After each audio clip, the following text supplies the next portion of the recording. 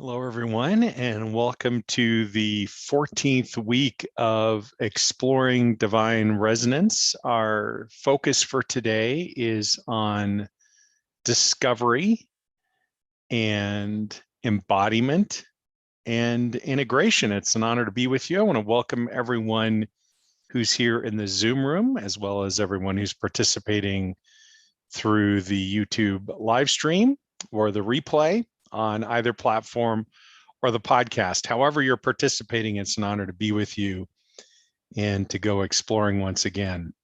If you would like to be in the Zoom room, even today for the balance of our time together, you can always go to exploringdivineresonance.com and add your name and email address. It's free to register.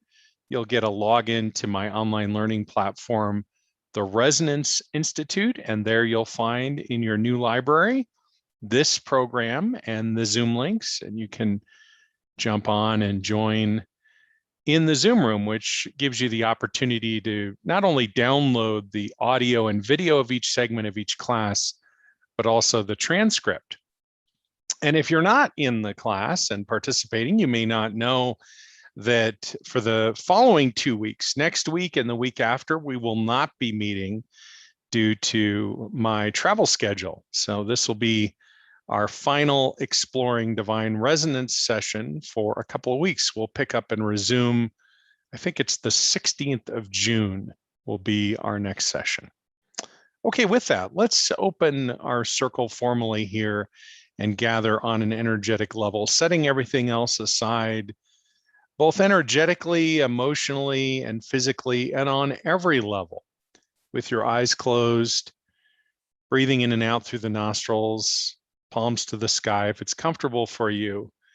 As always, please don't operate a motor vehicle or heavy equipment of any sort during this or any time we're together. If this is your first time and you're just stumbling onto my YouTube channel and wondering what's going on here, the reason I say that is that you never know when you're going to drop out. You might think you're going to sleep, might even already be happening, but there's some deep energetic work that's unfolding, and it's just not safe to try to do something else at the same time. So rather than discover how unsafe it is, just don't do it and be fully present for yourself, if you would, please. Give yourself that gift. Finding the place then in the circle that resonates most for you energetically. Deep breath in and hold.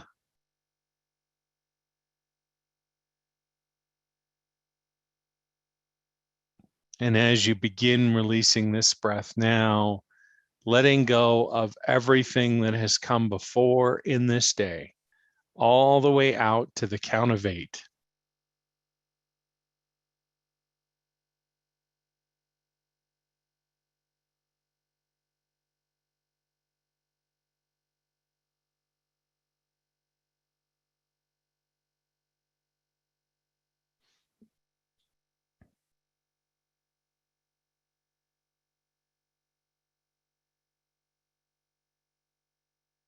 And another deep breath in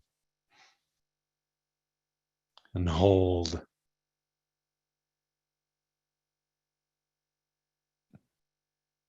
As you begin releasing this breath now, letting go of everything that has come before since we last gathered. And if this is your first time in the circle, just let go back to the first of the month, all the way out to the count of 8.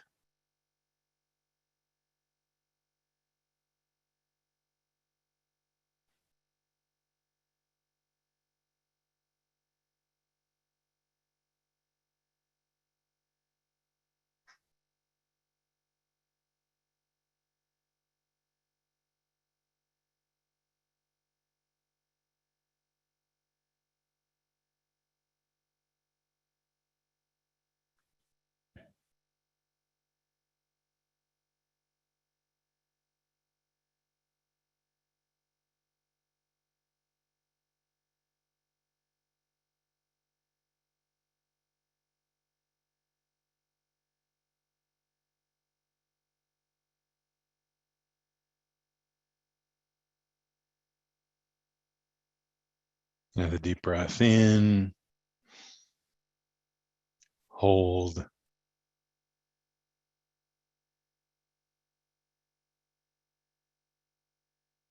And as you begin releasing this breath now, letting go of everything that has come before since you were born, all the way out to the count of 8.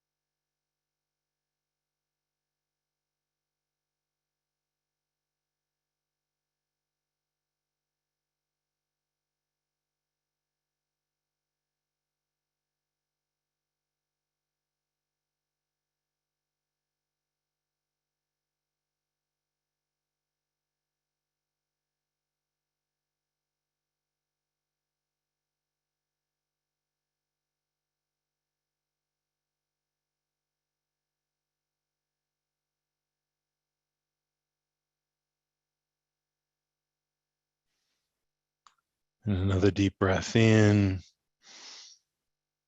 and hold.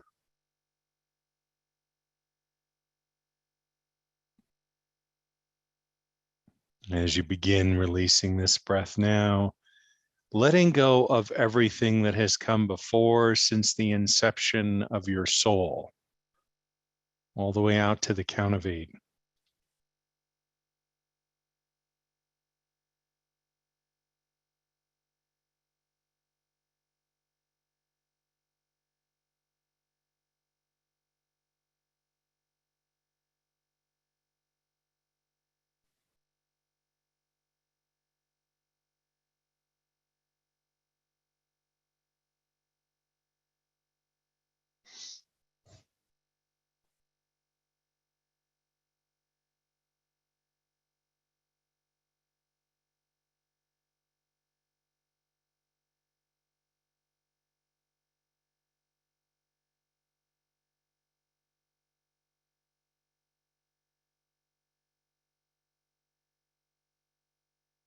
See the breath. The breath is becoming you, and you are becoming the breath. Be the breath.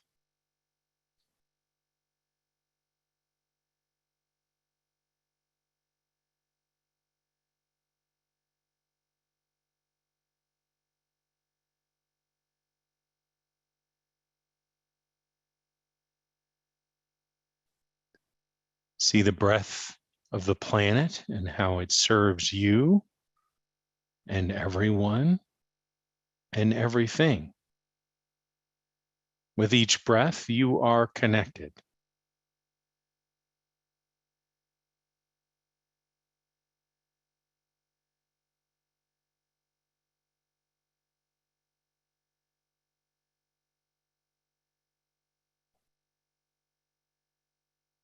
See how the breath of the planet becomes the breath of the cosmos.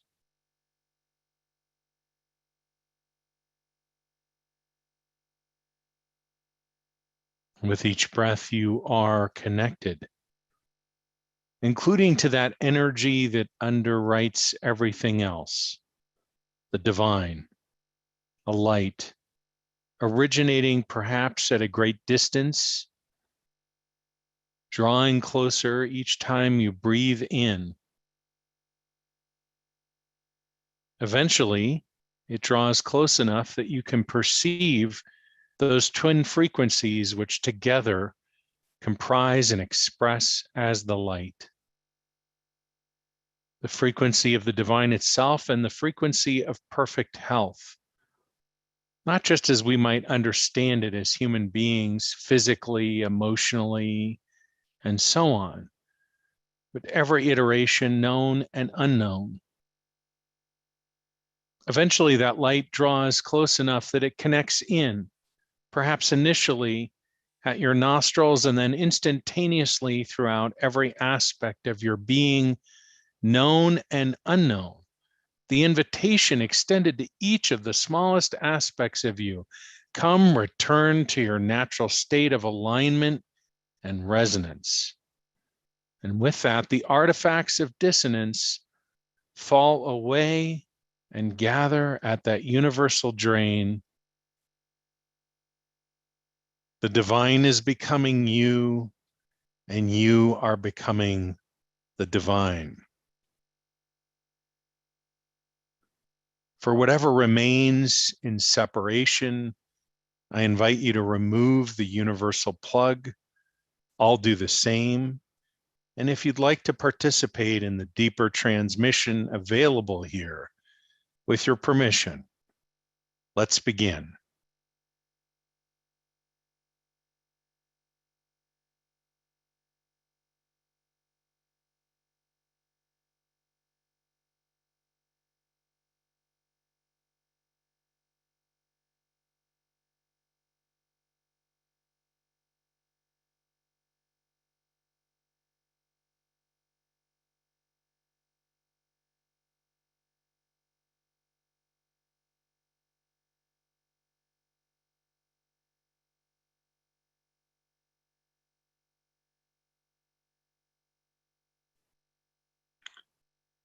When I received inspiration, the download, so to speak, about this class earlier this year, I saw it as an introduction to the introduction, an introduction to igniting resonance, fueling the path of spiritual mastery. And through the prior 13 weeks that we've been together in this circle, or perhaps if you're just joining, you'll have those either in your library or in back episodes on the YouTube channel. You'll discover, or you already know, that we've done some heavy lifting around a number of different topics. We've talked about soul embodiment and transmuting the dissonance and how that opens up a deeper experience of the whole self, the role of the separate self, and on and on. We've talked about lots and lots of different topics, all of which, from my perspective, are very, very important for our underlying focus here, this exploration of divine resonance. And today, it feels like we're at the ta-da moment in our class, where we get to talk about and explore the three kind of primary dynamics around the mystical encounter, however you want to think about it. On the one hand, we have an opportunity for discovery, and think of that maybe as the top of the triangle, and looking down to one edge, or one edge of the base of that triangle that's drawn out, is embodiment, and the other edge of that triangle is integration. And the way I've described it, it might appear as though there's a movement that moves around this circle or this triangle, and it's linear, but the arrows are bidirectional. You can go from discovery to integration, and from integration to discovery, and from integration to embodiment, and embodiment to deeper discovery, and so on. And we've really talked about the basic sort of foundation of, or process for how to move into a discovery experience. And we've talked about sort of how that discovery experience is being animated as we live our lives. And of course, there are things we can do that might amplify that discovery dynamic. We've talked about how important the experiential component is, maybe, at least from my perspective, much more important than any kind of understanding that could result from anything I might share or with you or teach to you, or anything I ever could share or teach you, share with you or teach to you, ever. Let's say I'm, it's 10 or 30 or however many decades into the future, and I have been on my discovery, embodiment, and integration journey in those interim decades, and I now have much more access to language to describe this process. And it's just distilled down so beautifully, and I can speak a word or two or 10 maybe, and it's distilled down to its essence. However powerful or profound that might be, or we can imagine that could be someday, or perhaps even is right now, maybe, it all pales in comparison to your experience of it. I don't mean your experience of what I might be sharing, your experience of the divine by whatever name. And so today I sort of want to set up the springboard, if you will. Excuse me. That's some pollen in my throat. Hang on just a moment.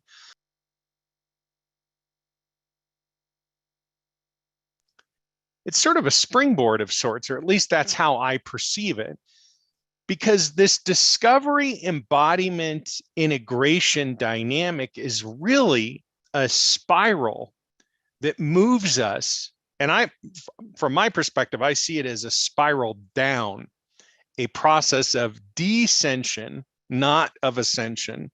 But we could talk more about that in our interactive time during Q&A if it's of interest to you in exploring it more deeply than we already have. I think somebody brought that up recently and I commented on it, but briefly. I see it as a process of descending into a more intimate experience of the vessel, of the body, and as a result, a more intimate experience with divinity. And this entire exploration is set up by, at least to my perspective, those explorations and experiences that we have as human beings in separation. So if we just think about this movement, I'm just going to pause for a minute because sometimes I get carried away with the ideas or the pictures that I'm seeing and wanting to convey them. And I can feel my words moving out in front of the transmission under the words. And I'm feeling that right now. So let's just pause for a moment I'm going to pause for a moment while that catches up again.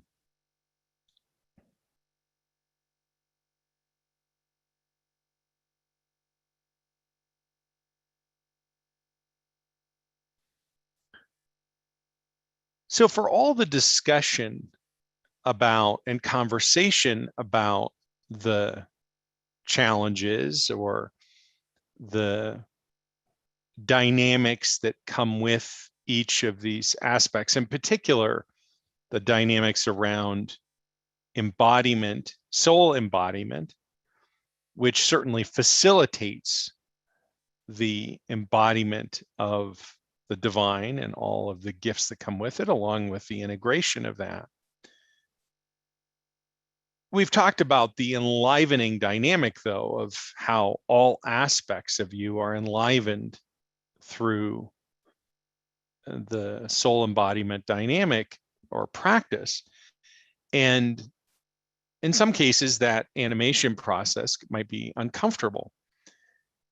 But one of the things we haven't really, or I don't think I've focused on much so far, is the absolute joy that comes with this process. The uncontained joy. And it's joy that doesn't, at least in my experience, it doesn't really fit into other categories of joy. It's its own experience. And one of the reasons for it is that it's not really connected to, let's just say, conventional causality. You know, um, maybe you can think of a day recently when you walked outside and the sky was blue and it was so beautiful looking around, and you had an experience of joy. It brought you joy.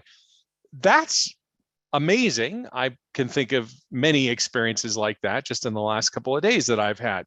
But at least in my language, that would be a dynamic that is coming from sort of a conventional perspective. I can describe it to you, and you can perhaps relate to it or think of a time in your life when you went out and had that experience. And there's a causality there between the experience of being outside and, whatever weather conditions bring you joy.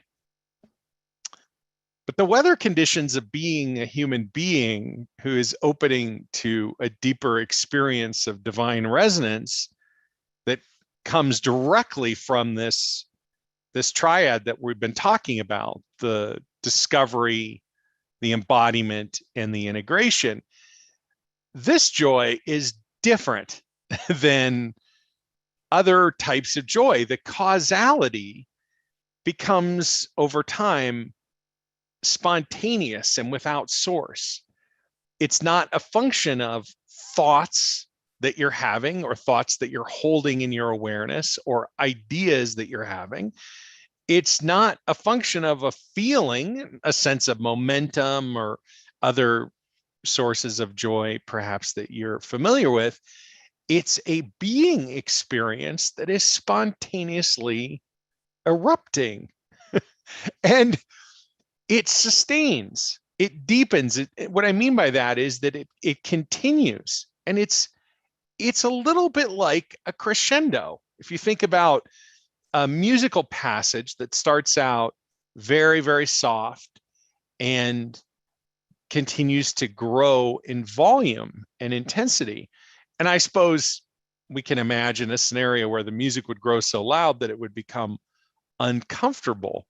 But in this example, I'm trying to describe a sort of joy for which there is no discomfort associated with it, nor is there a conventional cause, except to say that it is the byproduct of this discovery, embodiment, integration dynamic. And if you start thinking about this triad as something for which a series of spiritual practices could open up, for which a choice about how to engage in the challenges and opportunities that come through living life every single day, an opportunity not just for interpreting what's unfolding in one's life, but also for perceiving and experiencing it, not from a place of projection or resistance, but from a place of genuinely opening to the complete embodied experience of this growing, this crescendoing dynamic of divine presence, of resonance that is both at once within your body and your mind and in every other part of your being experience. And I just want to focus on that for a minute, because so often, if we think back to sort of a stages of consciousness perspective, stage 2 kind of mindset might be expressed in the form of, today's going to be a great day, and here are the things that I would like to hold in my awareness, the experiences I'd like to have, the things I would like to manifest in my life, and so on. And that dynamic, very powerful, and at least initially, quite fulfilling. But the fulfillment factor, and this may sound like a bridge too far if you're in the midst of discovering or practicing this dynamic. And so, feel free to tune out what I'm about to say, or perhaps that's happening automatically for you anyway without any extra effort. But eventually, I want to suggest there are some that in the circle, I'm sure, that have had the experience where that dynamic it is both not sustaining and not really fulfilling either, because there's a dynamic of really wanting to create something and then sort of an expectation or an attachment to what that would mean or what the experience would be like. And even when the expectation is released, I'll just be with whatever unfolds, it still is created from a dynamic of the separate self.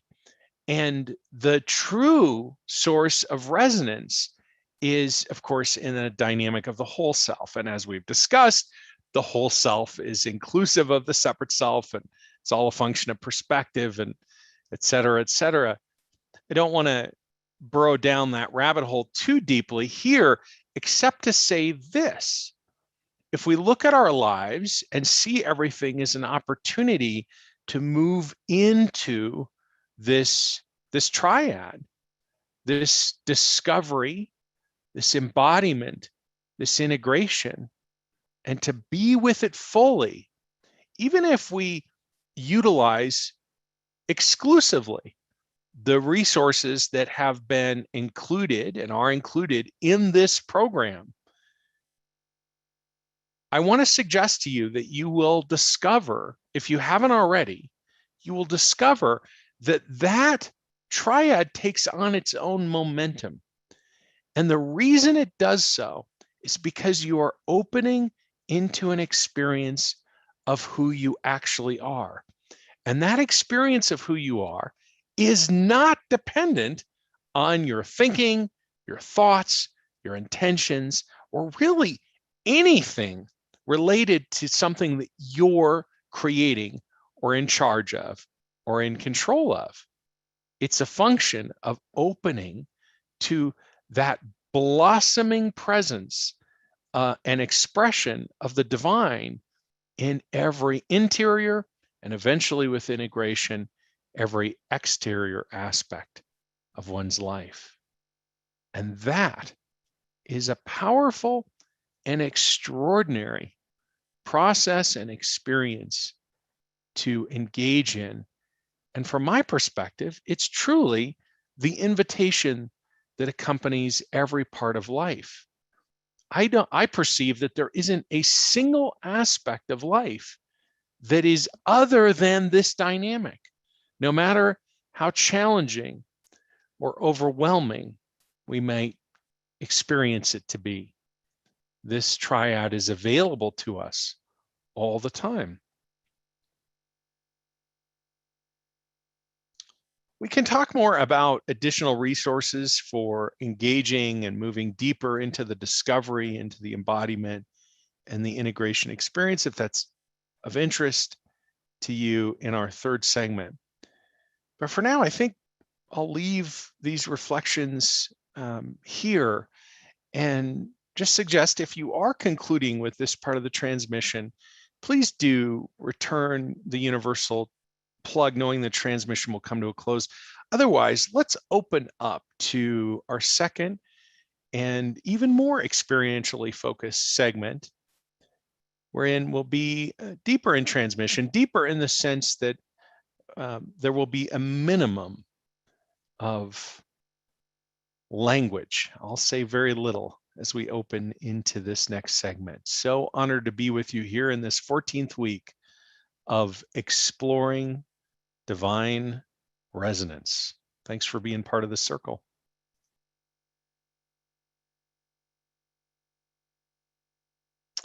Opening into the second segment, I'm affirming the plug has been pulled. We have begun. If you're just tuning in for the transmission,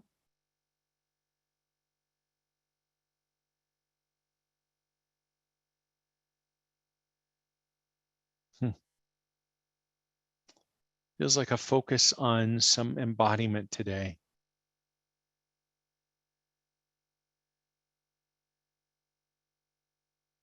I can ride that elevator from the crown all the way down, home into the hips.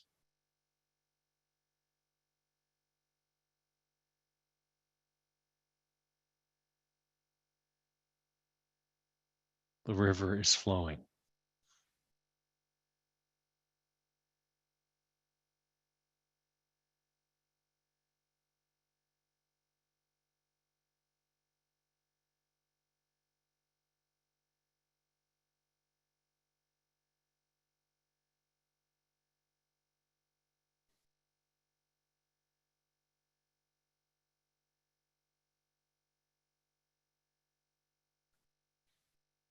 And just as a gentle reminder, certainly this will be new information if this is your first time in Circle here. One way to open to that deeper discovery, embodiment, and integration experience is to let go of your intentions, your hope for outcomes, the areas of focus for you, and just release all of that. And it might be helpful for us to do that as a circle by taking a deep breath in and hold.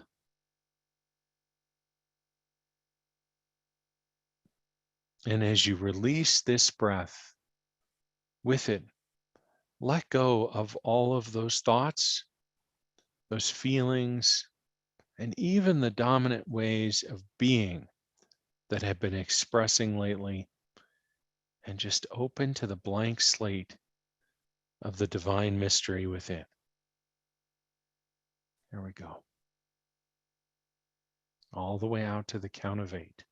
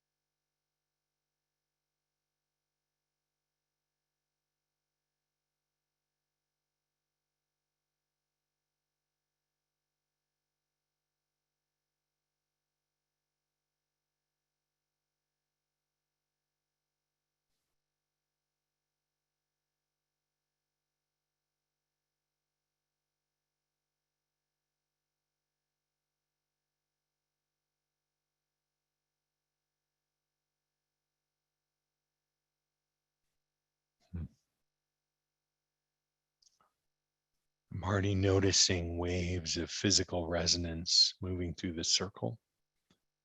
You might feel a buzzing or a tingling or a warmth or who knows what, whatever's showing up in your awareness or your bodily experience or not is perfect.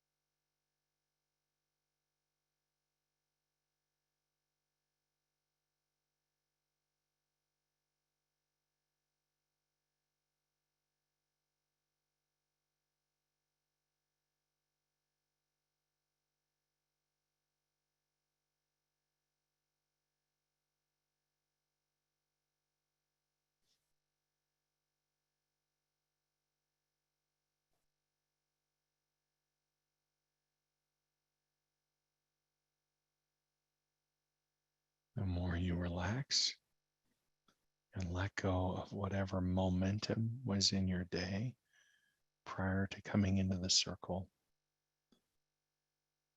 the deeper you'll be able to go into the experience of presence.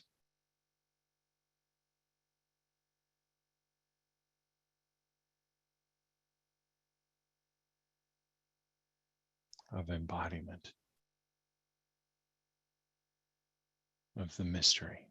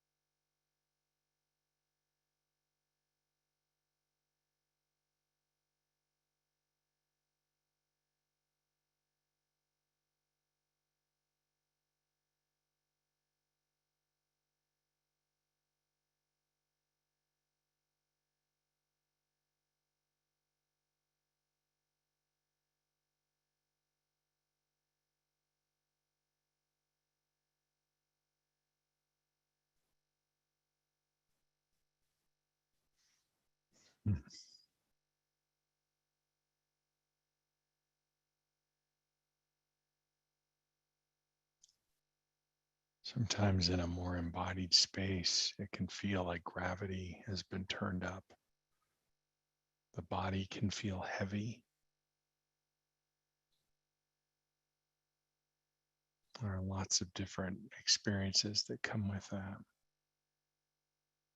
And oftentimes they're different than the normal experience or what has been normal. And so it can be tempting to associate them with something negative or something dissonant. In this case, it's something resonant that is opening up through your more embodied experience.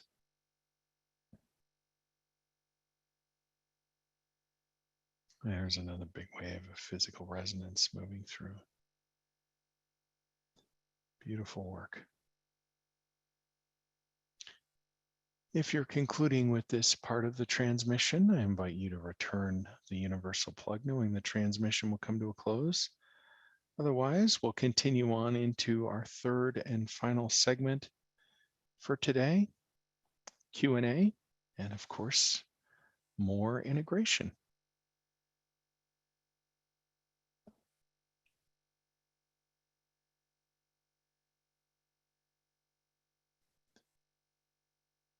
Formally opening into this third and final segment for week 14, Exploring Divine Resonance.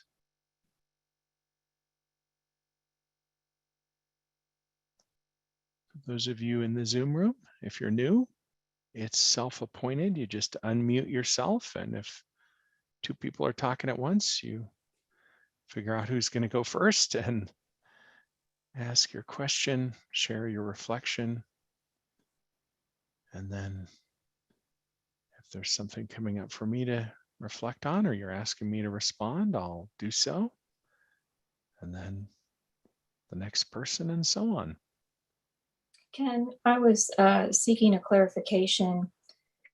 Is your perspective that this triad is essentially supplants maybe the drama triangle? Or oh, interesting. My sense when you were speaking about it is that what you're describing today is really the experience that the divine intended for us, and then it got distorted and turned into drama triangle and other, unhealthy triangulated sort of energies and dynamics. And so my other wondering is, what do we do to accelerate ourselves into this new way of functioning? Surrender, embodiment practices. Is there a specific pathway maybe to transition ourselves?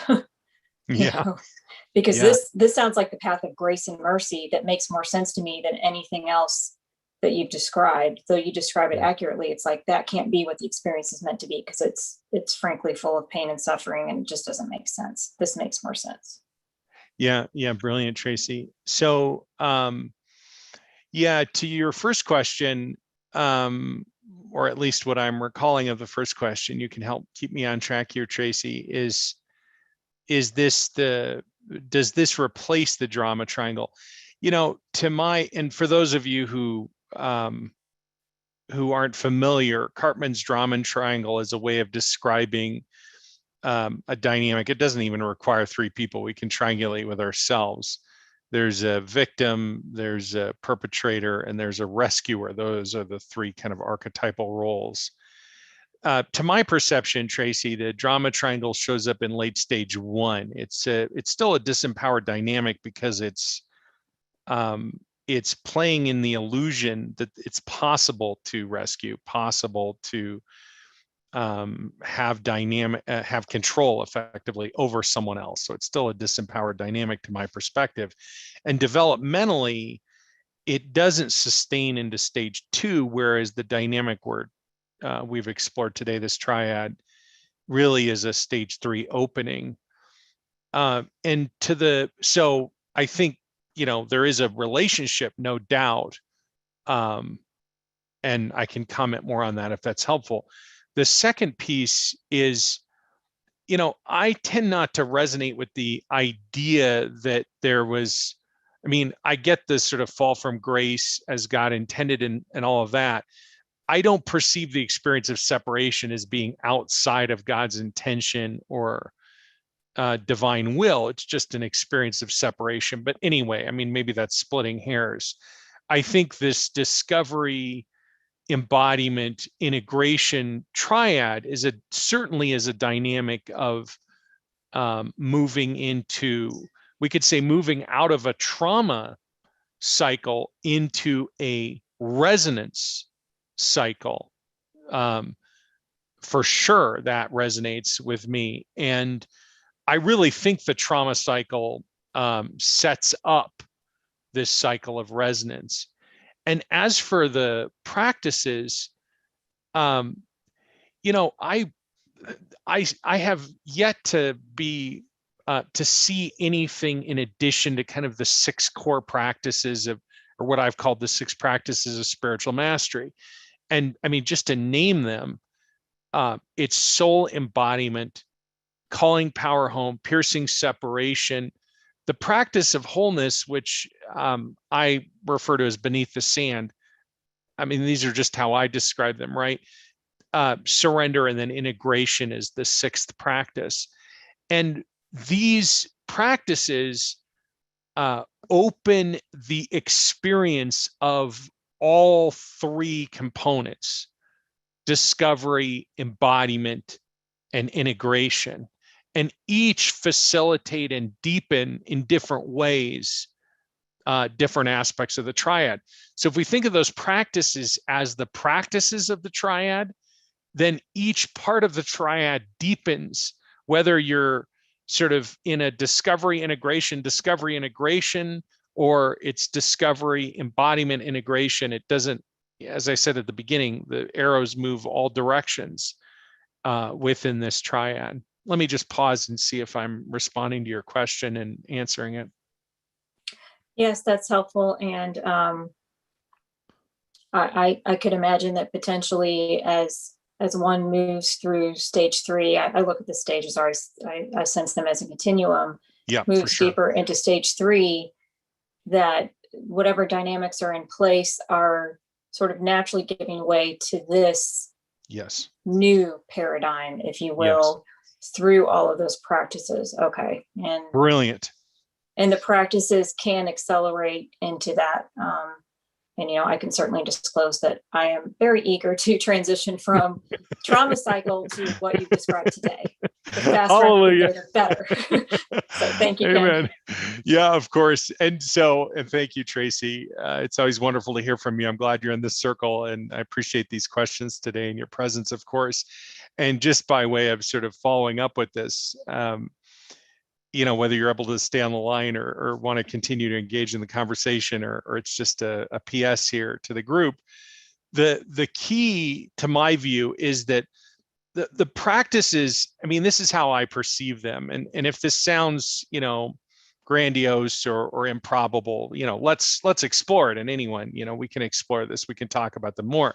But to my view, to my experience, and in witnessing with many, many different people in different circumstances and so on, these 6 practices meet us exactly where we are. And they support us in opening to the experience of divine presence in the context of whatever stage we are embodied in, if we want to use that, or at whatever degree of soul embodiment we're engaged in, embodied in the head, embodied in the heart, embodied in the hips. And then they deepen and expand that. So they both address, it's both a process for effectively disengaging with or transmuting the trauma cycle into a cycle of resonance, and then deepening and expanding it and continuing that expansion. And the only other thing that I would add to this PS is another PS, which is the practices as I mean, I really believe, and I experience them in a very powerful way.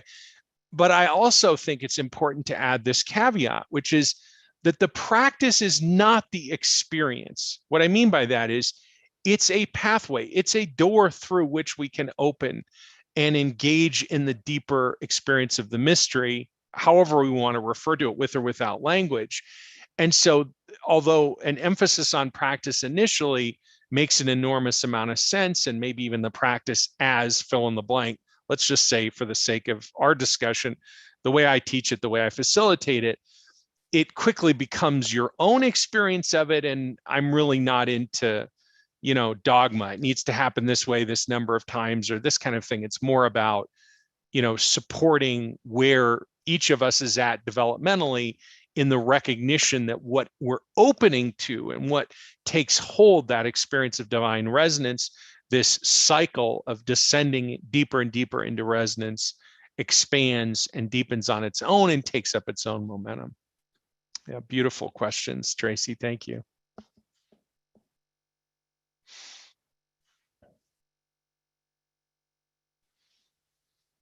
Try to open my eyes here and see if there are any chats. I much prefer my eyes closed when we're doing deep work. So if you're on YouTube and this is your first time and somehow you've made it here into the end of the first hour and we're opening to the second hour together, congratulations. You might be wondering, why am I still here? This guy's on YouTube and he's had his eyes closed the whole time. For me, it's a much more comfortable place to in which to be fully with you in this circle.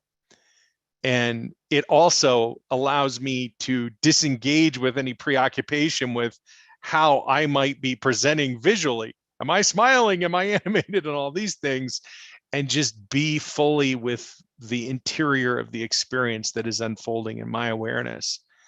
And if you've sat in the circle for some time, maybe from the beginning or shortly thereafter, or even for years in different ways, you'll know that what I teach is that the pathway to that deeper experience is always inner, and in this interior, eventually we all discover for ourselves the entirety of the expression of all that is, not just every one, but everything, but all of it in the interior. So for me, having my eyes closed is a wonderful way to stay with that experience, even though I recognize there's a camera on. In any case, what else is coming up in this circle, if anything? Hi, Ken. Well, hi, Susan.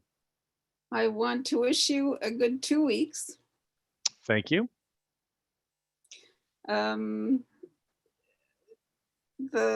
Your last explanation has left me rather lost, but that's okay. I'm okay with it. I just wanted to mention that since last week, I have sat with whatever came up over the week. And what I noticed was a lot of old emotions that I had repressed, like just came up, and I really enjoyed your email, because that's exactly what I did. I just sat with it and allowed it to be there. And now I can't even remember what it was all about. Brilliant. Isn't that amazing? It is. Yeah. What is that magic? And well, I'm sensing, well, it's not that I'm sensing, but there seems to be more, like it's not done, but that's okay too. So. Brilliant. Yeah. Yeah. Oftentimes there is more, which can be a discouragement for some, right? Initially, and maybe even years or decades later. But if you if you take just this reflection that you've given voice to, and you expand it into a year or a decade or a life, something really profound is unfolding. And the deeper you go into that, the more profound it is. It's the ability to be present, and these things address themselves. And this is very different than becoming identified with them and having to resolve them. And through that, this cycle that I was trying to describe, which sounds like was maybe a little confusing from your perspective, is what begins opening up, even if it doesn't make sense, even if the language I'm using or the image is not resonating right now. I think what you'll discover is that this is just my way of describing those anchor points that are bringing a deeper experience of peace and other dynamics that, however you associate or connect to the word resonance for you. Well, what I really appreciated is that whatever came up, whatever I just sat with, eventually it just went. So there's an anchor, if you will, that when it comes up again, when I'm in distress again, it's like, okay, I'm in distress. Don't worry about it. It'll eventually go, no matter what it is. And of course, the opposite is also true. I can be really, really excited about something and enjoy the excitement, but understand that eventually that will go too. And when everything's gone, I'll, like, whatever I am will still be here. So it comes and goes and comes and goes, and it's great. Brilliant. Absolutely brilliant. Yeah, thank you for sharing that, Susan.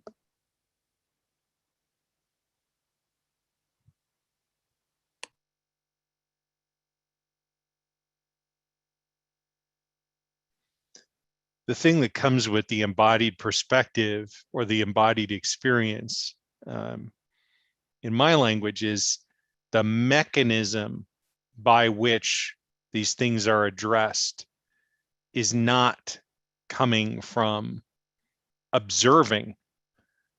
It's coming from being, which to my view is a more integrated and certainly a more embodied experience. And so the resonance that one experiences through that being dynamic, that sustains along with whatever other flavors might be presenting.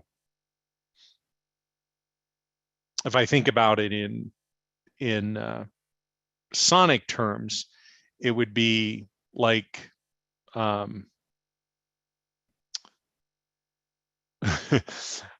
I love pipe organ, and it would be like the low end of the pipe organ is divine resonance. So it's not quite shaking the ground, but there's that deep, profound presence that's always there.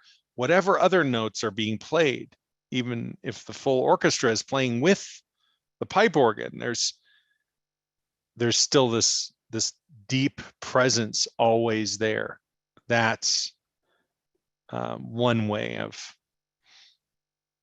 I guess, the description of sort of never being alone, of experiencing that presence and all the gifts that come with that in each and every moment of one's life, no matter what's unfolding. Thank you, Susan.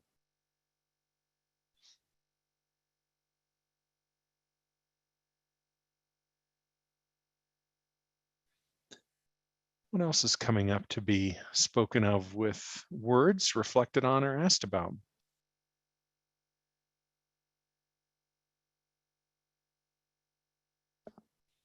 I should just say that for those of you who are on the YouTube, either live stream or replay, you can always post a question or comment there and I'll respond to it. Or you can join the Zoom room by going to exploringdivineresonance.com and add your name and email address. It's free to participate in the class, and then you could even jump on right now and ask a question.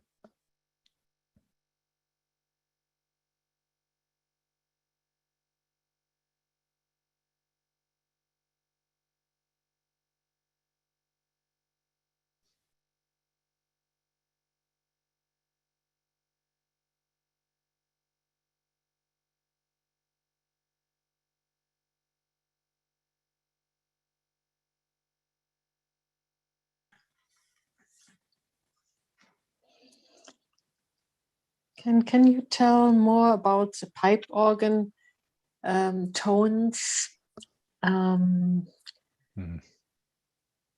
especially the frequency as a higher low? With that, you always have to hear a low one, or if you hear other ones which are higher, maybe.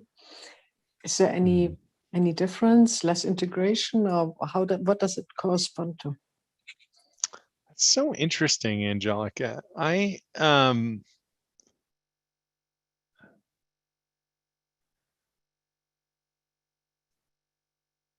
mean, I think it's probably more of an individual experience than something that is, say, true for 2 or more people. By that, I mean to say that especially the sound of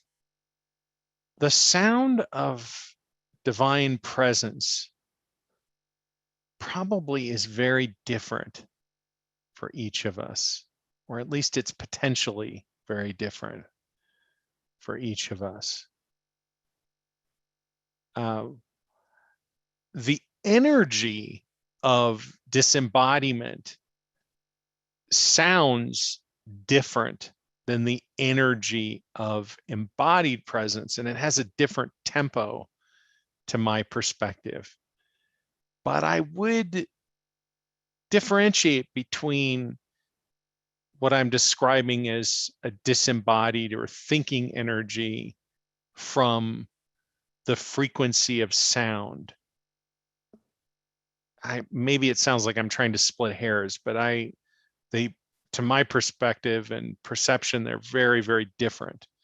So for example, someone who is in a disembodied dynamic, let's say very embodied in the mind, there's if it were gears turning, they're turning very, very quickly. The frequency is high and the speed of everything is very, very fast. Zzz, very fast. It's not that note, an organ playing that note or an instrument playing that note. It's the sound of that speedy, I mean, it is an embodiment, but it relative to the hips, disembodied dynamic. And it's slower and a lower frequency as a function of that reduction in speed in the heart. In the hips, it's so slow that even looking at the gear turning, it's possible to not even see it moving. To me, it feels like the big gear of the cosmos is turning, and very, very slowly, but with each incremental adjustment, the totality of the cosmos is in resonance. And so that is silent effectively. But again, I know I've got mixed metaphors going on here, and that may confuse it or be confusing. For whatever reason, it doesn't seem confused at all in my mind. And the frequency of divine presence, the sound, is different than what I'm describing in this other way. I don't know if that's helpful to you. I hear God's notes all across the spectrum, and I suppose they have different meanings, but I've literally never thought about this out loud with anyone before. Of course, it's no surprise that you're asking a question I've never thought about before. Happens with some frequency. With deep gratitude to you for constantly cueing that. It's wonderful. In the yoga tradition, they have different notes for different chakras. Sure. And the very lowest is kind of the motor sound, kind of first chakra. Mm-hmm. But to me, that kind of feels the high and the low is really a totally different feeling. Mm-hmm. Because one, what you were transmitting is kind of, you can't hear it, or I can't hear it, I feel it. Mm-hmm. Whereas the other one is kind of my constant companion, or pretty constant companion. Mm-hmm. And it's not this kind of super high thing. It's kind of, I don't know, maybe a violin playing, Mm-hmm. or something in that range. Mm-hmm. And it doesn't only have one frequency, really. It's kind of a violin playing on 4 different strings at the same time. Mm-hmm. Kind of stuff like that. Yeah. So I just wanted to, maybe it's a way of listening. One is used to a certain way of listening to the sounds, and maybe it's just to expand that into more depth. Thank you. Yeah, thank you. I certainly resonate with the polyphonic description, and often if I'm trying to parse or understand something, I have to go back through and pay attention maybe to one thing at a time. But I much prefer doing that on replay than in real time. If I'm replaying the symphony, let's say, or whatever, God's expression, divine communication, if I try to just listen or slow it down enough to understand it, or just listen to one note at a time, I've lost so much. But if I receive it fully without any concern for understanding it at all, then I can receive the totality of it. And I may unpack it for decades, The replay might go on for quite some time, if you understand what I'm trying to say. Thank you for the exploration, Angelica, and your presence here. That brings up a question. Okay. Do your other senses sense God? Like, do you taste?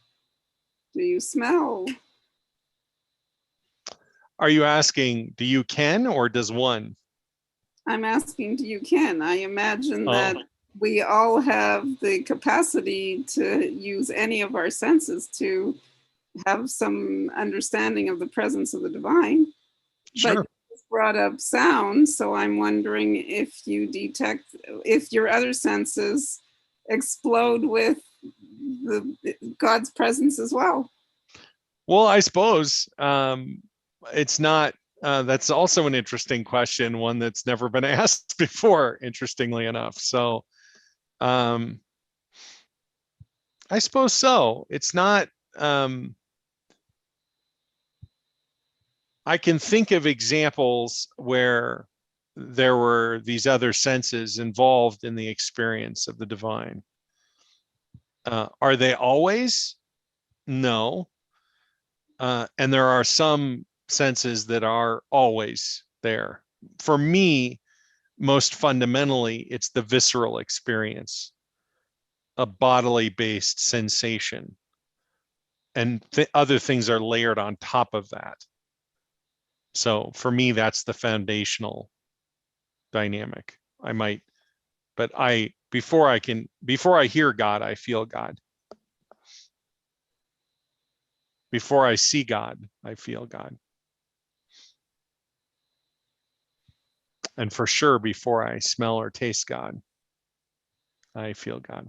And I would say I smell God and taste God much occasionally after I see and hear, if that makes sense, Susan. It's a great question. Great conversation today.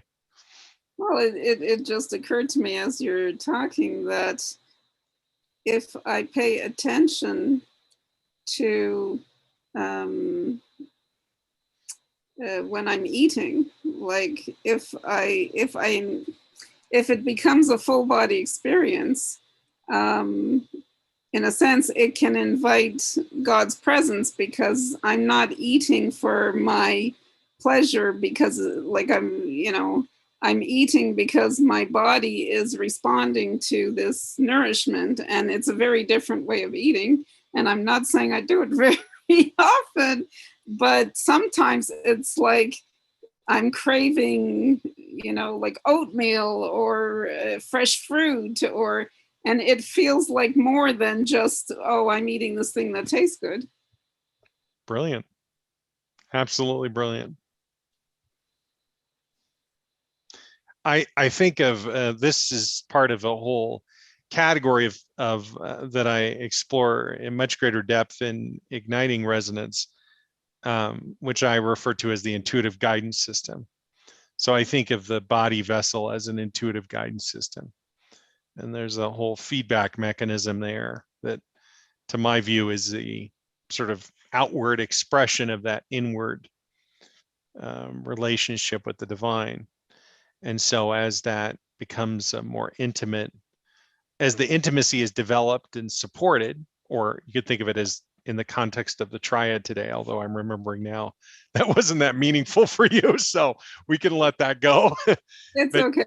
In the context of greater intimacy, however you perceive that or experience that, with that comes a greater intimacy, or a greater, an enhanced, let's say, experience of feedback through the body vessel.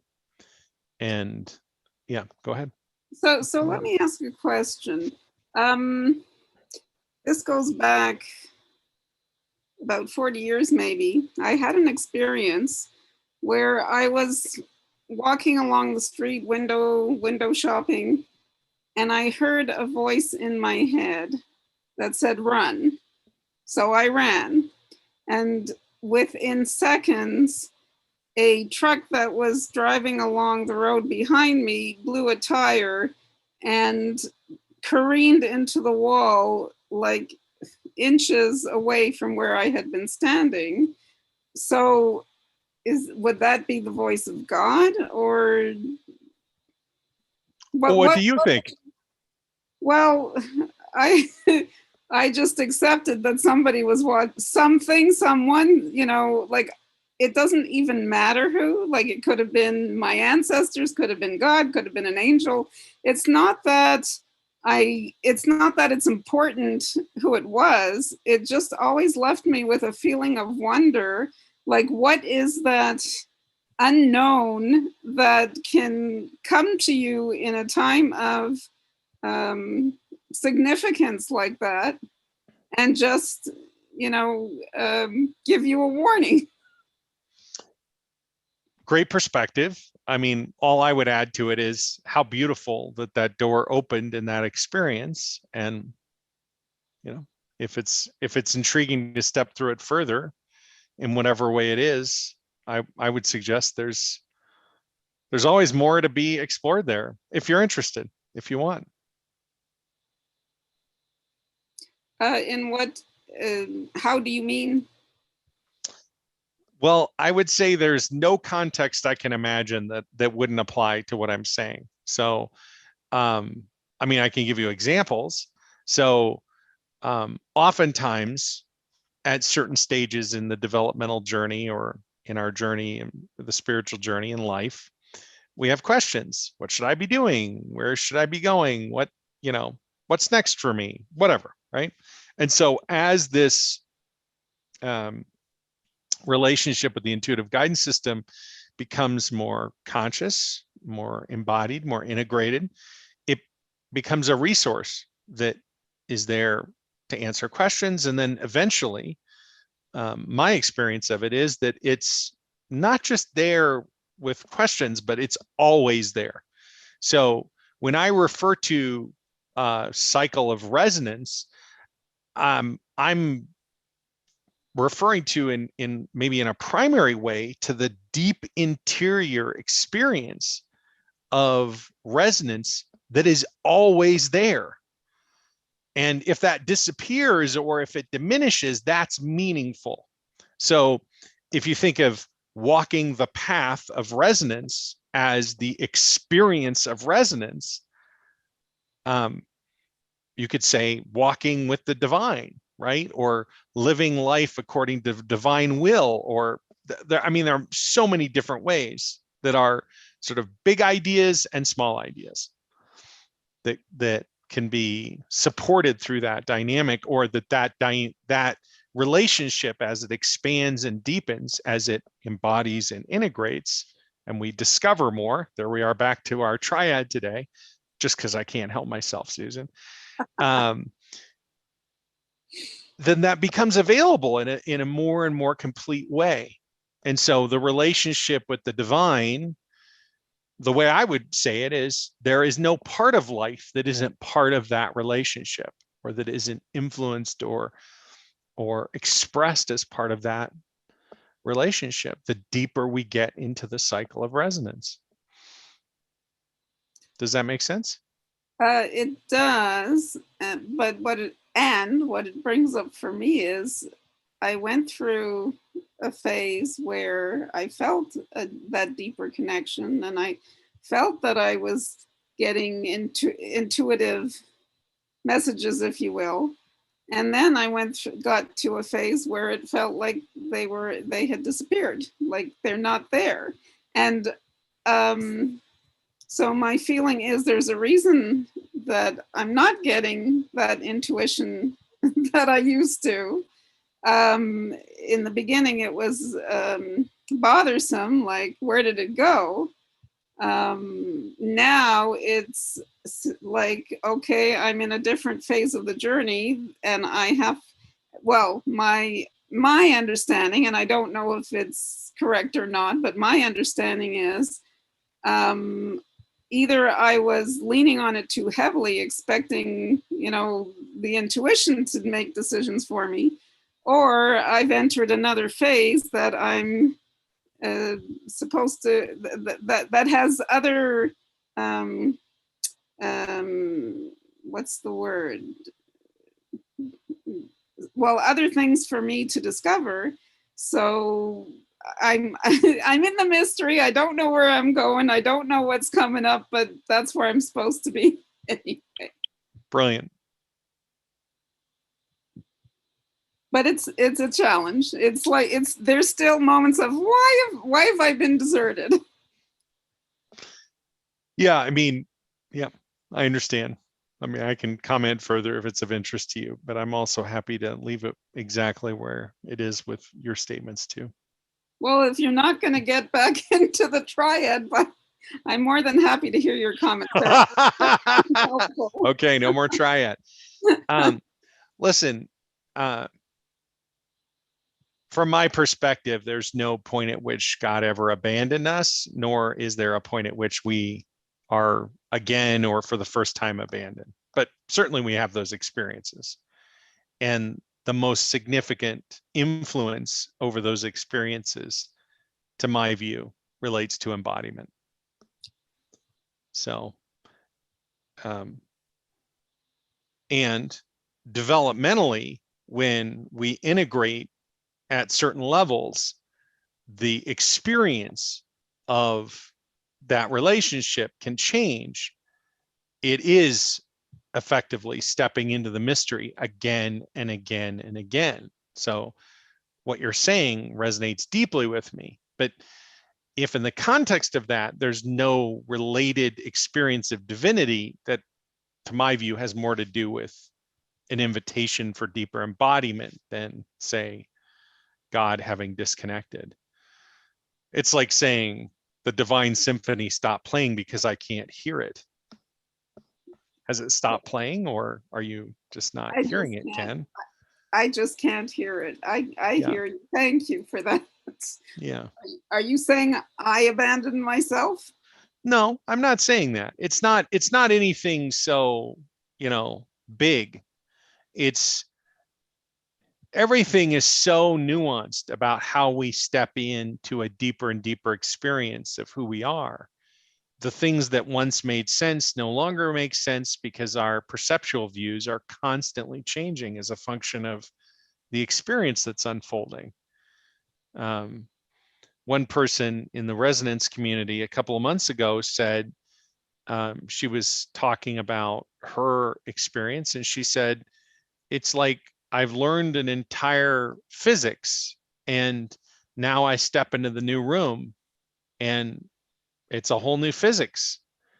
But the thing that sustains me in the new room is that interior relationship. And I'm learning a new physics. So I thought that was a very compelling way of thinking about it, and more than thinking about it, describing the experience of it. What sustains is the relationship, but the experience of the relationship changes. And the experience of life and all the dynamics probably is always changing.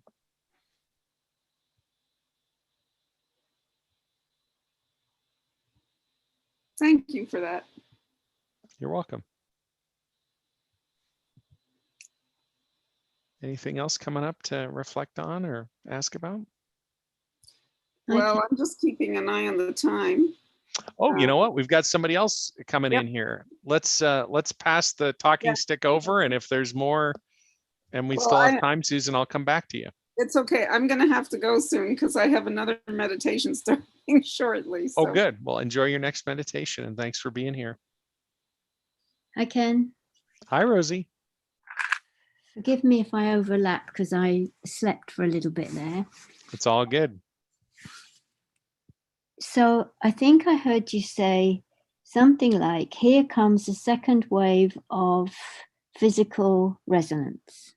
Mm-hmm. I'm wondering if you can unpack that a bit. And I'm wondering, could it have been mental resonance, horse resonance, emotional resonance, or is this the way of it, physical resonance? So if I said, here's the second wave, that's interesting. And I don't know how to unpack it more. My experience wouldn't be necessarily with the second or the third or the first, more here's another wave of resonance. And the only reason I would describe it as physical resonance, but it could be emotional or mental, or any aspect of the mirror, is that I was feeling it in my hands. So the way I interpret and understand my intuitive guidance system is that energetic resonance is my feet buzzing, and when my hands start buzzing, aspects of the mirror are buzzing, which would be aspects of the vessel, the mind, the body, emotions, and so on. Am I addressing your question? What is being enlivened in that moment? Can you ask that again? Did you say what is being enlivened in that moment? Is it like you're saying what is being enlivened in that moment, and in that moment it was physical resonance? Is that right? Yeah, and I would say it's more the result of integration. So, I mean, some of this is a little bit of hair splitting and may only have meaning for me and literally only for me and no one else. So forgive me for bringing you into my bizarro interior world here in an attempt to try to answer your question. When I start feeling things on my hands, it's integrated enough to be experienced in the body. Okay, so let me give you an example of that that's maybe sort of simple. Let's say that, and rather than in a group, let's talk about it in the context of a one-on-one session, just so that there's no collective. Okay, it's just this individual and I'm witnessing them, I'm working with them. So, and let's just say the individual I'm supporting has been in pain, physical pain. When my hands start buzzing, I know that the pain is going away. Oh. And I know that because I've asked that question, thousands and thousands of times. What's like the first form of it was, what's happening right now? Because I didn't know what hand buzzing meant, whatever, 13 years ago, or 14 years ago, or whatever it was. And, over time I realized, so in a collective dynamic, and even in an individual dynamic, when my hands and my feet buzz at the same time with the same intensity, something has integrated. And I can think of maybe a handful of times when I've literally done a transmission with a group where I've said, and now I'm feeling this, and I've tried to like say, here's all the stuff that's going on in my intuitive guidance system. And I've only ever done that like with really advanced groups of spiritual messengers, because my presumption is for everyone else, it would just sound like, God, turn the guy off. Like, why are we? And only for an advanced group of messengers, because it would be a way of sort of screen sharing my awareness of what's happening collectively. And if we were doing collective work, there might be a way of correlating that for what's happening within each individual in the circle. It'd be a very small group that I was doing that with. But so what would come out of my mouth might be none of that, but what you heard. Here's another big wave of resonance in the group. And I might note it out loud because I didn't say big wave. Oh, excuse me, another wave. But see, for me, what it would be is, this is notable because my mouth is buzzing, which is a divine way. This is like God saying, say this. And my hands and feet are buzzing together with the same intensity, representing a level of integration. And so what you hear is, there's another wave of physical resonance. Interesting. So does this happen to you just when you're sitting eating your dinner, or is it just when you're focusing in a meditative, shall we say, word state? Oh, you mean hands and feet buzzing? Yeah. No, it's all the time. It's all the time. Yeah, it means something different depending on the context of what I'm doing. And for many, many different reasons, but it's the 50th or 100th reason in a long list of reasons. But you'll notice that whatever the context, there is a form wherein I open to the session, whatever it is, whether it's a one-on-one session or a group dynamic or whatever, right? And it's a little bit different depending on the context, but effectively there is a process wherein the session begins and the session concludes, right? And let's just say they certainly include things like, remove the universal plug or return the plug now and I'll bring the transmission to a close, or I'm stepping back, or words to that effect. And one of the things that does for me is it creates a boundary between what my intuitive guidance system is telling me. So I'm not confused, if you understand. So when I'm in session, it only means what's happening with the group or the individual. It's not about me. And when it's me going on in my life, it's about me and not about anyone else. So I guess it's just piquing my interest, because since my session with you, when I felt I would just say not buzzing, I would say it felt like being irradiated, which may or may not be the same thing, might just be words, I don't know. So now that is just happening, not as I'm walking around, but as soon as I sit, bam, it's just right there.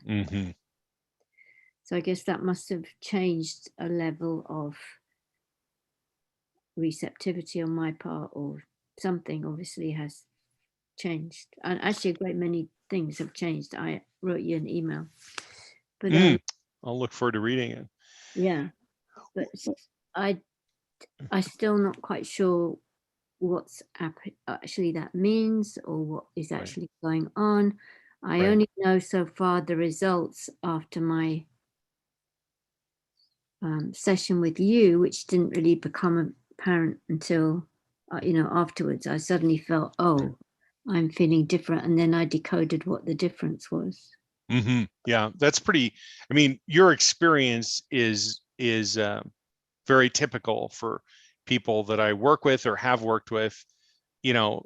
Sometimes there's an apparent sort of obvious change in session, but generally, however obvious that may or may not be, it's much more clear later.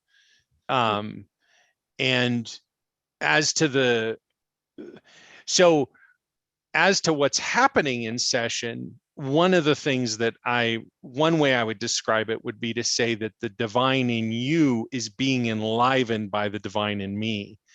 And I would relate that to what you're describing as an experience of irradiation, which I assume you mean in a positive sense. Yeah. And then also that same experience being enlivened anytime you sit down.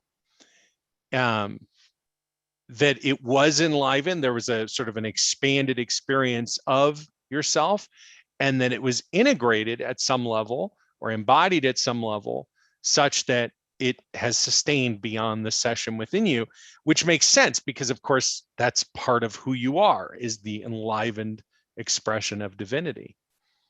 Oh, that's great. So that means now then maybe I can kind of do that to whatever degree I can more on my own, because it's being enlivened. Yeah, thank you for that. Yeah, thank you, Rosie. And that's very interesting then, different people's experience of that, like the communication, like how it might be buzzing for you, or how it might be water falling for somebody else, or whatever it is. Yeah, I mean, there's an endless array of points of fascination here from my perspective. The ways that the divine enlivens within each of us, how that expresses, what that means, and blah, blah, blah. All these things is, it's one of the reasons I love working with people and in group and individually, because it's like looking at a kaleidoscope of divinity, and how beautiful. I mean, it's really stunning. It's incredible. That's fascinating. It sure is for me. I love it. Thank you, Ken. Thank you, Rosie.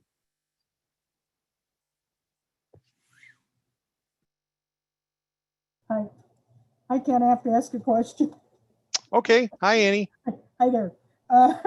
First of all, I was mindful. I read the prompts. I try to do the prompts and the questions before each. Oh, right on. Good for you, Annie. Yeah, and because there's a lot up for me that's changing, and it's huge. It just seems to get bigger. And what I wanted to do was sustain. Like, can you go without needing to name and understand or put it in a box, the feeling, and just go with, the discovery, what you, the integration, or the embodiment, and then the integration.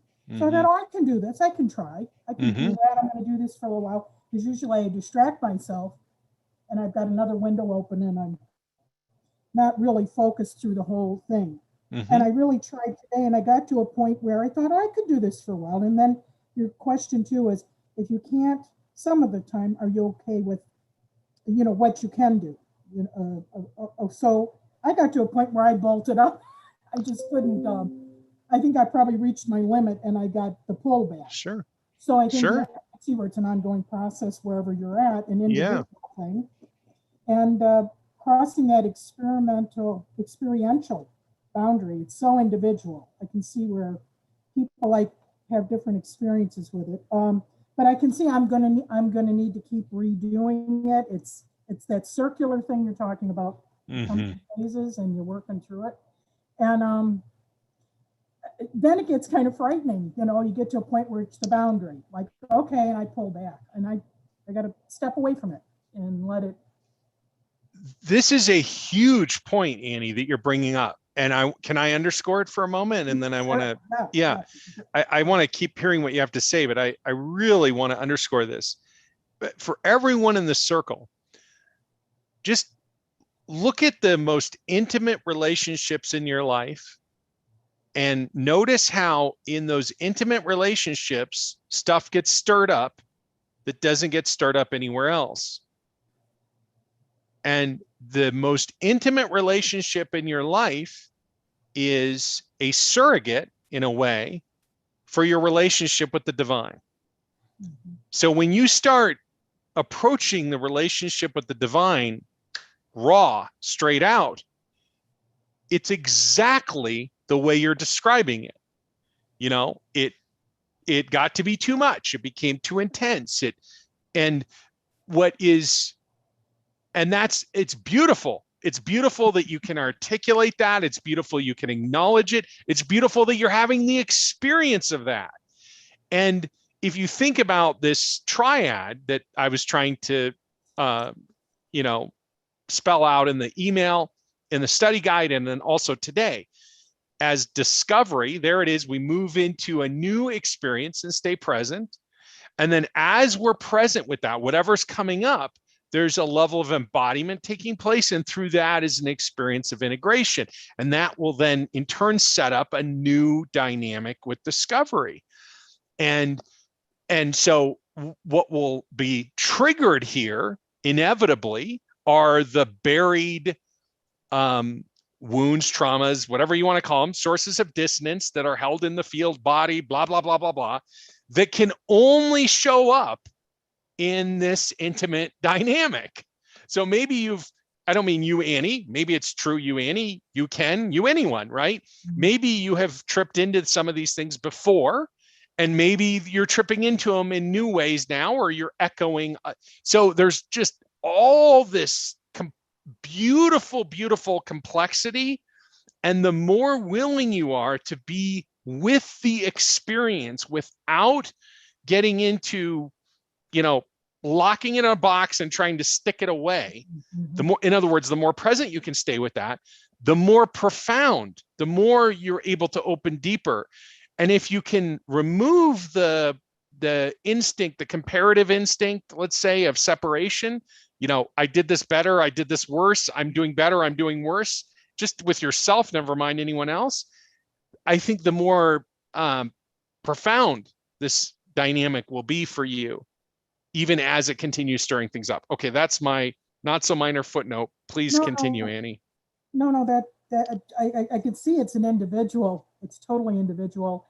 And I've done self-work for a long time, but it just feels like everything's shifting. It's shifting right. And changing. And of course Oops.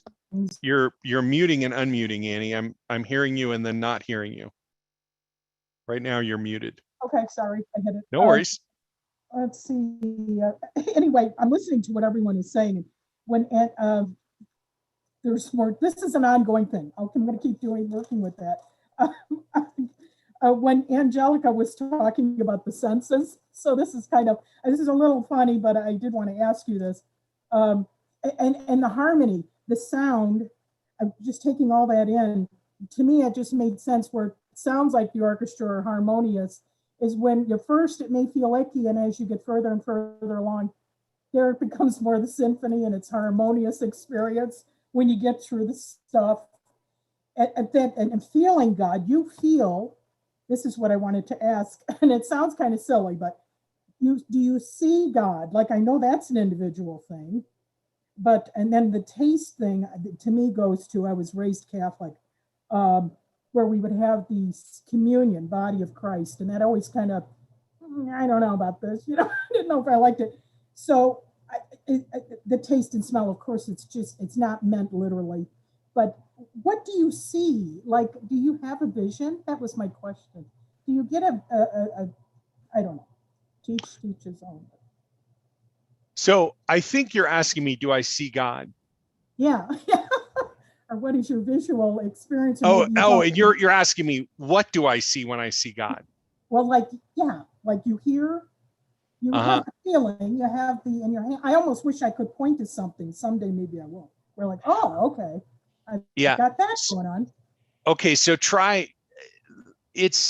I think what I'm hearing you ask is, do you see God as an entity, right? Is God this person or this thing? Is it distinct? In your mind, like it could be a sunflower. Like, yeah. What do you see? Like. Yeah. So when I'm seeing God as everything. So the way I experienced that, let's say the day I surrendered, almost 10 years ago, I saw God as light moving through everything. It was one light in everything expressing in these differentiated ways. And I mean, that's the easiest way I can articulate with words the answer to your question. But, it's not that I see God as some old man with a beard or a woman with whatever. That's not my experience with God. Do you have, and you said kaleidoscope when you're working with the group. So you see kind of a color, maybe.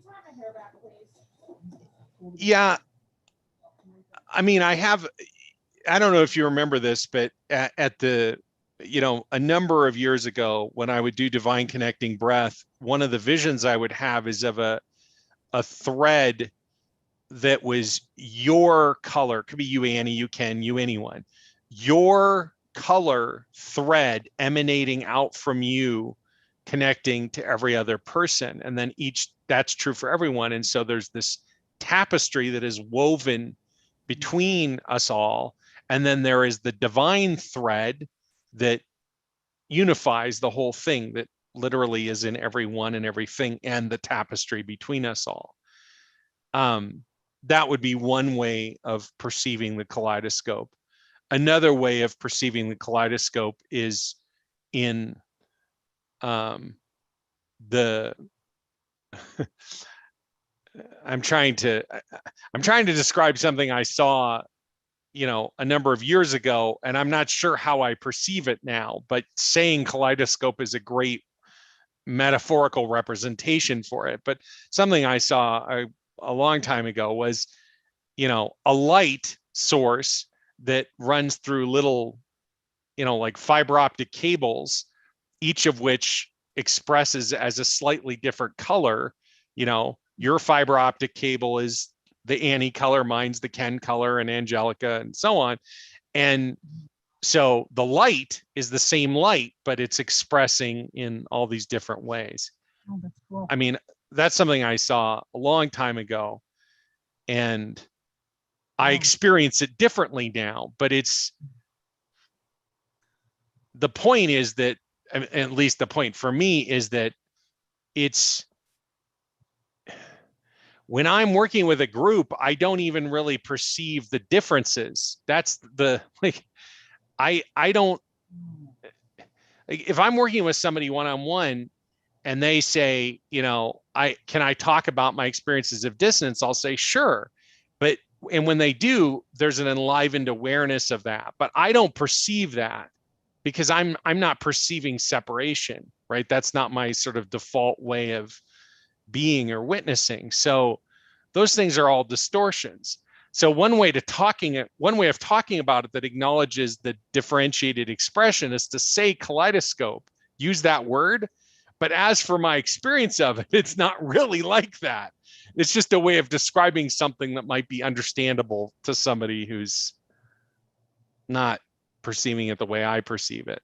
As for communicating it the way that I perceive it, it's very difficult for me to do anything other than reach back for things that now are embodied enough to communicate with words, but for which we're unfolding in real time,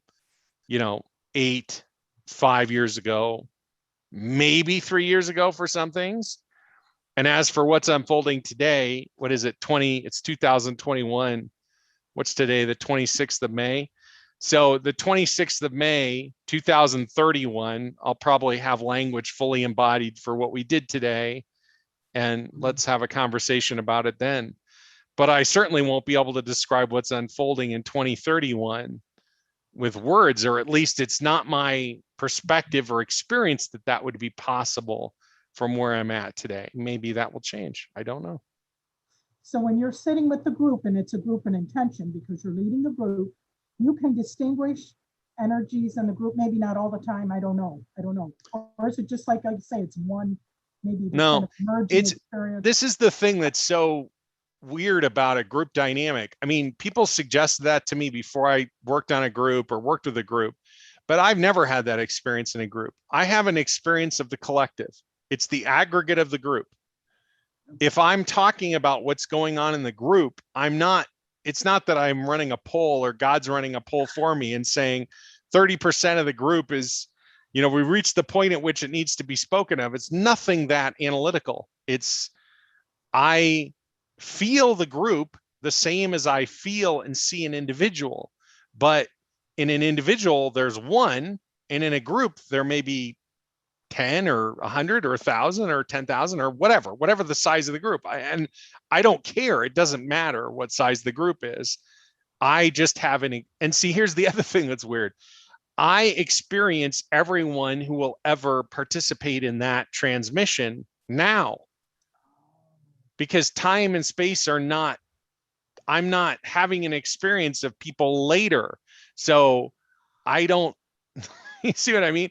So, I mean, we could add even other layers of weirdness. People will listen to replays and they'll hear things they didn't hear the first time. And they might look at the transcript and go, it's not in the transcript, but I heard this. To me, that is all divine. That is divine purview. That's divine context. It's another reason why I think this is all about your relationship with divinity. It's not really about your relationship with me at all, except maybe as much as you're inspired to show up to class and feel resonance with the way God works through me, but it's not about me. And if I get confused about that might lead to a bunch of frustration on my part or confusion or whatever, but that's not what's happening, So if I think, well, I did a great job in that session, I'm just setting myself up for some suffering, because I mean, the work I've done, let's say, is to get out of the way. But as for what's being done, that's all about the divine, from my view. Thank you, Ken. Thanks, Annie.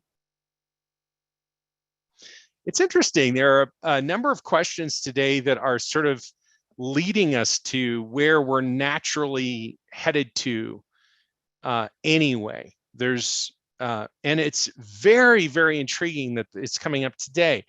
I've had this sense that we might, for sure, we'll meet again, at least one more time, maybe a couple more times as this circle, as exploring divine resonance.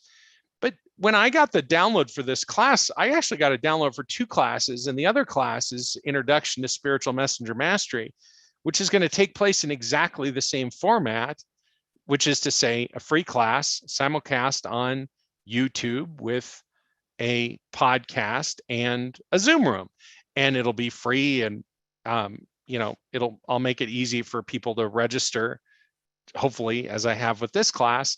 And as a group, we're already moving there. The questions from my perspective are moving towards a conversation about spiritual messenger mastery. And I think that's really beautiful. It's wonderful to be with that organically and to see that organic reflection showing up when there was the intuitive awareness showing up over the last number of weeks, and especially this morning. But not to worry, I'll make sure that's announced properly before we make that transition. One final reminder, this session, this 14th installment in Exploring Divine Resonance, is our last for a couple of weeks. Next week and the week after, I will be away, and so there will be no class, no live stream. You're certainly welcome to dig into the archives here in Exploring Divine Resonance. And if you're interested, the Resonance Institute membership continues to offer, to call it extensive seems like an under exaggeration, but I don't want to build it up too much. There's just hundreds, maybe even thousands of hours of sessions, classes, and so on inside Resonance Institute membership. Right now, membership is just $97 a month, and it includes the entire Spiritual Mastery and Spiritual Messenger Mastery library. It includes nearly almost always live transmissions on a weekly basis. Obviously, some get pre-recorded to support my travel schedule and so on. Like Sanctuary, which is weekly. Next week will be live. I think that may be the only live transmission I'm doing next week. Week after will be pre-recorded. Week after will be live again. Deep Dive Retreat Series, which is taking place on an every other weekly basis. For the first time in more than a year, we're taking our next scheduled deep dive time off so I can turn inward and spend time at the monastery I spend time at in person, with the exception of last summer, every other summer going back a number of years. And then Deep Dive 32 will take place, I think it's the 17th of June, if that's a Thursday. Anyway, all these things and much more are included in the Resonance Institute membership. And so if the break leaves you inspired and you want to go deeper with this work, there is a ton of work there that's available to support you wherever you are in your spiritual journey and in your journey as a spiritual messenger, with a very modest monthly membership. No obligation to continue membership. You can be a member for a month, engage and download what you want, and then stop membership or continue, whatever, it's up to you. If you want to learn more, there's a link in the description of the video here, or you can go to resonanceinstitutemembership.com. Pretty sure that works, and that'll take you to the membership page where you can learn more about all the programs and all the things that are included. There's an option for monthly membership, or you can save 25% and be an annual member, which comes with a couple of extra bonuses, including the raw manuscript book study program that I did back in 2018 when my book was just at the birthing stage. The manuscript is there, all the sessions that were associated with that amazing circle are all part of that, and much more included in membership. And I know some people are just interested in making a donation to support this work, and I'm certainly grateful for however you engage, including being present. Of course, that's the most important way to engage. But if you are interested in making a financial donation to support this work, you can go to kenwstone.com/donate, and I would graciously receive those method is what I'm trying to say, method of support as well. Most importantly, your presence here. Thank you so much for including yourself in this circle, for the opportunity to sit and witness and resonate with you and go exploring. It's been a really incredible Q&A today, an amazing conversation. I'm sure many more to come. Enjoy the next couple of weeks. I'll look forward to being back with you live on the 16th of June. And thanks for making yourself part of this circle. Let's take a deep breath in and hold. And as you release this breath, let go of the thoughts, the feelings, and the dominant way of being. And once again, open to the mystery.